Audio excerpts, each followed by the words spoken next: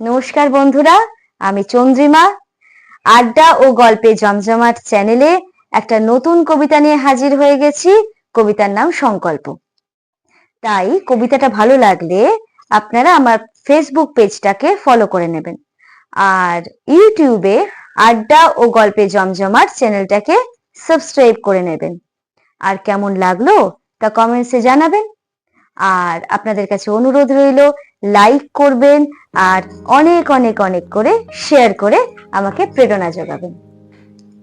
সন্ধ্যায় হাতে হাত ধরে নীলাঞ্জন বলেছিল, মধুমিতা চলো কোথাও ঘুরে আসি। মধুমিতা ভয়ে, অস্বস্তিতে, জড়তায় কুঁকড়ে গিয়েছিল। হঠাৎ মোহগ্রস্ত হয়েছিল। তাদের বিয়ের আর কিছুদিন বাকি, তবুও কেমন যেন ভয়, অস্বস্তি, জড়তা। মধুমিতার বয়স 20, তবু বাবা মার বিয়ে দেবার খুবই তাড়াহুড়ো। সে বুঝতে পারে না সে কি বাবা মায়ের কাছে বোঝা, কিন্তু বাবার ওপর কোনোদিনই মুখে মুখে তর্ক করতে পারেনি। বাবার বয়স হয়েছে, রিটায়ার হওয়ার পর তিনি কেমন যেন মুষড়ে পড়েছেন। আগে সেই কর্মচঞ্চলতা বাবার আর নেই। আর মাও তো ভাবছে যে তাড়াতাড়ি মেয়ের বিয়ে দিলেই ভালো। ভালো ছেলে পাওয়া তো আর মুখের কথা নয়, লাখ কথা না হলে কি আর বিয়ে হয়? এসব ভাবতে ভাবতে হঠাৎ সম্বিত ফিরে পায় মধুমিতা। বলে, হ্যাঁ হ্যাঁ হ্যাঁ চলুন চলুন। নীলাঞ্জন বলে, কি ভাবছো এত বলো তো? আর তুমি আমাকে আপনি আপনি করে বলো না, তুমি করে বলো। আফটার অল আমরা হাজবেন্ড ওয়াইফ হচ্ছি আর কদিন পরেই। নতুন শ্বশুর বাড়িতে এসে তোমাকে কিন্তু আমার মা বাবার সাথে মানিয়ে নিতে হবে। আমি ওদের একমাত্র ছেলে। মধুমিতা বলে, চেষ্টা করব। আমিও কিন্তু আমার মা বাবার একমাত্র মেয়ে। শুনে নীলাঞ্জন তীক্ষ্ণ দৃষ্টিতে তাকিয়ে বলে, হ্যাঁ ঠিকই, কিন্তু তোমাকে আমার বাড়ি আসতে হবে। আমি গিয়ে তোমার বাবা মার সাথে থাকবো না, তাই মানাতেও তোমাকেই হবে, আমাকে না। নীলাঞ্জনের সেই ভাবভঙ্গি মধুমিতার খুব একটা পছন্দ হয়নি, কিন্তু ওই যে বাবা মার এই ছেলেটিকে খুব পছন্দ।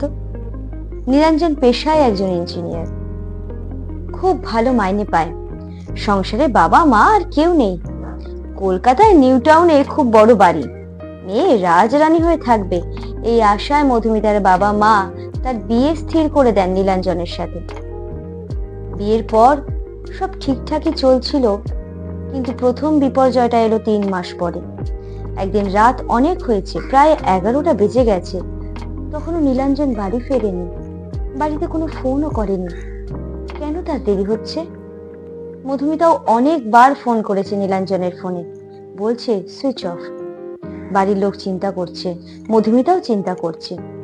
মধুমিতা অফিসেও ফোন করে, কিন্তু ফোনটা বেজে যাচ্ছে।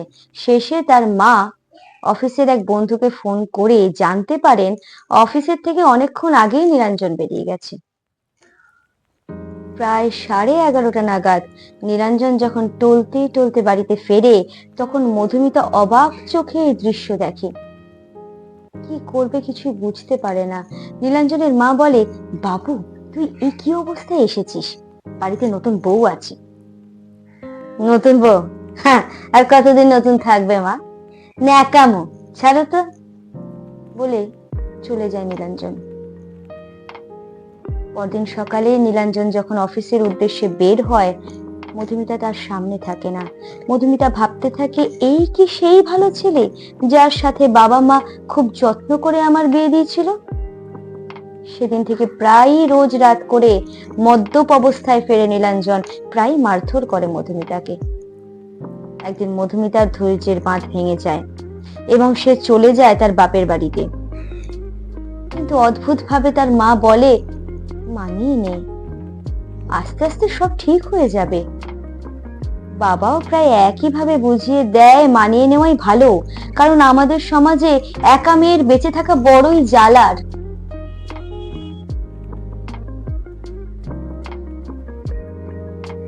মধুমিতা কিন্তু আর তার শ্বশুর বাড়িতে ফিরে যায় না। সংকল্প নেয় যে এবার সে একা থেকেই নিজের পরিচয় তৈরি করবেই। আসানসোলে পিসির বাড়ি, সেখানেই সে চলে যায়। পিসি তাকে সাপোর্ট করে। পিসি নিঃসন্তান, বরাবরই নিজের মেয়ের মতনই মধুমিতাকে ভালোবাসে। পিসি বলে, লড়াইটা চালিয়ে যা, আবার পড়াশোনা শুরু কর, কাঁদবার সময় এটা নয়। কার জন্য কাঁদছিস? মধুমিতা ইঞ্জিনিয়ারিং পাশ করে, একটা চাকরিও পায়। প্রায় 15 বছর পরের কথা। এখন আর পিসি বেঁচে নেই, মধুমিতাও জীবনযুদ্ধে জয়ী। হঠাৎ কলকাতায় একটা বড় অফিসে চাকরির অফার পায়। চাকরিটা সে করবে বলেই ঠিক করে কলকাতায় চলে আসে। চাকরি সূত্রেই সে ফ্ল্যাট আর গাড়িও পায়। বেশ কিছুদিন পর মধুমিতার অফিসে একটা বড় মিটিং হয়, যেখানে অনেক বড় বড় কোম্পানির স্টাফরাও জমায়েত হয়। সেখানেই মিস্টার দেশাই নীলাঞ্জনকে ডাকে মধুমিতার সাথে আলাপ করিয়ে দেবার জন্য। নীলাঞ্জন মধুমিতাকে সিইও পদে দেখে চমকে ওঠে, আর মধুমিতা এক দৃষ্টিতে তাকিয়ে থাকে নীলাঞ্জনের দিকে। এই দৃষ্টিতে এখন আর কোনো রাগ, দুঃখ, অভিমান এসব কিছুই নেই। এখন তার দৃষ্টিতে সংকল্প পূরণ করার এক অদ্ভুত চমক।